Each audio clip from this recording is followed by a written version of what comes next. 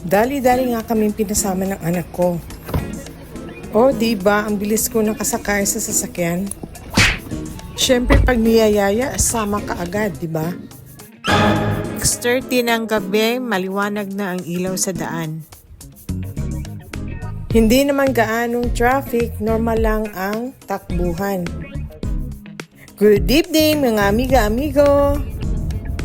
Ayan na naman tayo, coffee is life. Ngayong gabi, chill muna kami ng aking pamilya dito sa Coffee Project. Halatang merong maraming tao dito ngayon. Dahil ang daming sasakyan nakaparada dito ngayon. Hi, salamat. Nakahanap rin ng aming parkingan.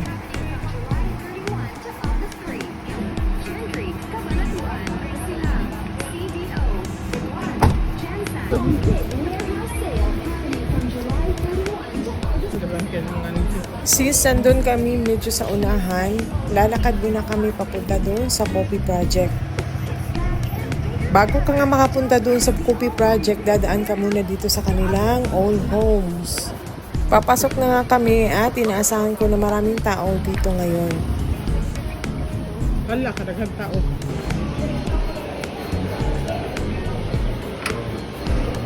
Ano na lang tayo.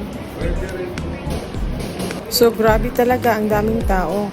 Feeling ko halos buong barangay andito. Ewan ko kung dahil ito sa 31 lang ang kape. O dahil lahat talaga kailangan ng peace of mind today. Pero kahit ganun pa man at punong-puno ng tao, ang cozy pa rin ng vibes dito. Alam mo yung kahit maingay, parang kalma pa rin yung soul mo dito.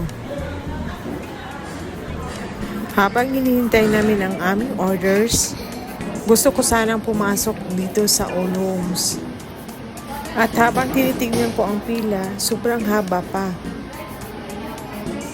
At dumating na nga yung aming mga orders.